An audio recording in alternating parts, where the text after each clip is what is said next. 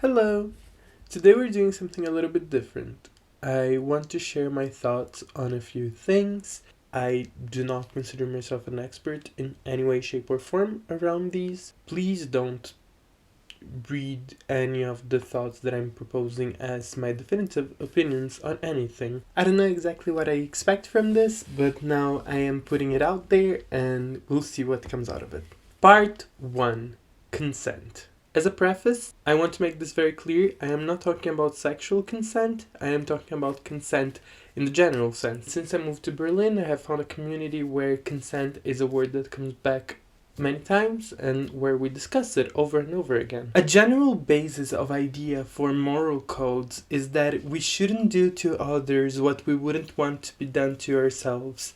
And conversations around consent challenge this idea head on, because if it was actually the case that to have a good moral code means to not do to others what we do not wish done to ourselves, consent wouldn't really be necessary, because we know what other people want to be done to them. It's what we would like done to ourselves, but that's not the case. A lot of people have sensibilities that we don't really know, and many people have sensibilities that are very different and somewhat unexpected to us. So talking about consent to me is very much about that. We will engage with people according to what they tell us their sensibilities are and not what our sensibilities are. And upon knowing someone, we might start expecting them to want and need certain things and move forward with them in our relationships without asking for consent as much as we did in the beginning. Sometimes we cross boundaries that we didn't want to or we didn't know were there. Sometimes we end up overlooking sensibilities from other people, and this leads us to part 2, apologizing. I'm going to be perfectly honest here. I have never really understood the big deal around apologies. If someone ever hurts me, the things that I want are: number 1, I want the person to give me some time and space. Number 2, if they hurt me bad enough, I need the person to understand that maybe I will never come back. Number 3, I need the person to listen to me about the hurt that they caused. Number 4, I need the person to be open to a conversation about the hurt that they caused. And number 5, I need the person to come back gently and with care to my life, if applicable. And none of this has anything to do with apologizing. To me, if the person tells me that they're sorry or not, really does not matter. I have my own emotional process to go through when I'm hurt. And I have learned to some extent to try and apologize to people when I actually feel sorry about things. Okay, I'm going to talk about the one thing that I have a real beef with, which is the whole "I'm sorry that I upset you" is considered as like an always negative thing. And this is why I wanted to start this conversation with consent and the idea that we don't all want and need the same things. Because sometimes the reason why I hurt someone is because I did something to them that I would have appreciated being done to myself. And the reason why I apologize after this isn't because I don't like what I did. It's because I don't like that I overlooked a sensibility on someone else that I don't share.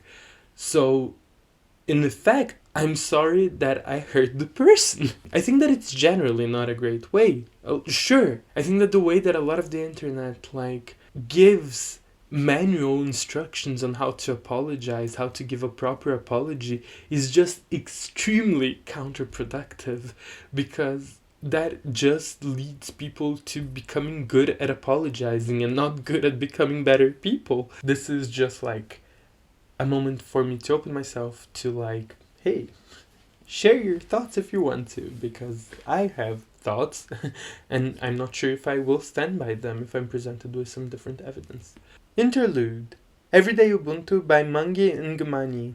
I recently read this book titled Everyday Ubuntu. I read it for Social Justice Bookclub by Shana Chivon. Links in the description for following Shana Chivon. They're great. It's a book discussing this principle of Ubuntu, which is an African principle passed down to the author by her grandfather, Archbishop Desmond Tutu, from the Tutu Foundation. The book teaches lessons from this principle, which is very much linked to community, love, compassion, and kindness, and a lot of great stuff. I think that the book starts off really, really strong in the first 2 or 3 lessons. Slowly but surely, I started feeling more and more like it was not really connecting with me anymore, which at that point I still thought was not that much of an issue. But during the book club, we discussed a little bit of how like the book ends up feeling a lot like an ad for the Tutu Foundation,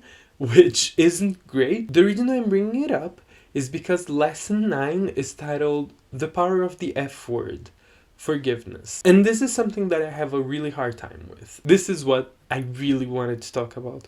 And this is why I decided to actually make a video about it. Welcome to Vanessa Júpiter Sitting Room. Today I am arguing that part 3, forgiveness is overrated. I am not someone who forgives easily. I don't get mad very often. I am patient and I don't get angry easily. This is an aspect of my personality where I have always wondered if there would be a way for me to grow, learn, change, and become a different person through becoming more forgiving. I went into this chapter, the lesson 9 of Everyday Ubuntu, with an open mind, and I wanted to find what this power of forgiveness is. First, let me say a couple of things that actually did resonate with me.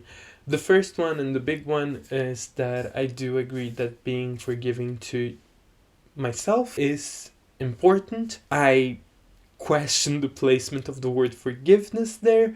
I think that this has more to do with guilt and more to do with not feeling guilty about things that I've done in the past and not so much about forgiving myself for them. But this is semantics and I can overlook this. There's also a commission that is created that is called the Truth and Reconciliation Commission. For me, that makes a lot of sense. If you were hurt by someone's action, you have no obligation whatsoever to forgive them. I think so. And I think that creating a commission that will allow this person to continue peacefully coexisting with the people that they didn't hurt, that makes sense. And the idea of creating a commission, taking that burden from the individuals who were hurt, this idea of forgiveness on a bigger level, yes. The part where I have more questions with really is the part of the individual self and the individual hurt. I guess that one of the reasons why I gravitate towards conversations about forgiveness is because I understand that sure, not holding grudges does sound like a healthier way of approaching life. It's just not something that I've managed to do. And the chapter does touch on this idea of inner peace through forgiveness. Now, I want to talk about one anecdote that is brought upon for the case of this chapter, which is the anecdote of Ingrid Frankenstein. She suffered a terrible act of violence and she learned to see the perpetrators of that act of violence as people, and she learned to forgive them. And reading this anecdote, I thought back to the anecdote that Angela White Davis shares in Our Prisons Obsolete about Angela Beale, who also suffered an unspeakable act of violence and also learned to some extent to forgive the people who committed the act of violence. The difference is that here in Everyday Ubuntu, what this is trying to teach us is the power of forgiveness. Whereas in Our Prisons Obsolete, what it was trying to teach us is that systemic punishment isn't worth it. And this is a message that I can get much more behind. And this is something that I also want to make clear about my own opinions on the matter.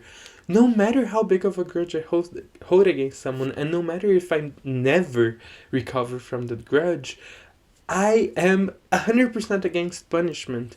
I do not think that anyone deserves to be hurt as payback for the hurt that they caused me. With that, I also want to address the fact that one of the people who hurt me the worst didn't do anything that is objectively that immoral. They just really badly hurt me as a friend. I did try to forgive them. 1 year later, I tried to have a moment of reconciliation, and they just hurt me again, making me now, 2 years after this incident, still feel extremely unsafe with the idea of being around them at all, because I just think that they're going to hurt me again. This is something that the book failed to address. The matter of safety. If I feel unsafe around someone, I will not forgive them. There's no way around this.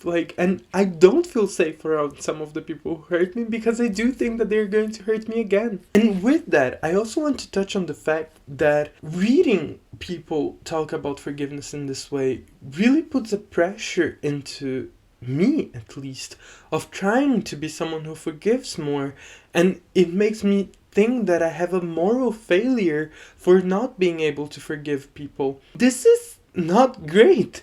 Suddenly I see myself wanting to force a character trait upon me that just isn't really working. And this is why I decided to give this part and the thesis of this video such a heavy title as Forgiveness is Overrated, because I think that this is something that people need to hear sometimes. People who are unable to forgive should be listening to these words. Forgiveness is overrated. And I want to remind myself through these words that no, I am not a worse person for not being able to forgive. And if you are also someone who has a hard time forgiving people, please don't feel bad about this. And I am here to tell you that if you don't forgive someone, you are not a worse person for it. Love, Vanessa Júpiter.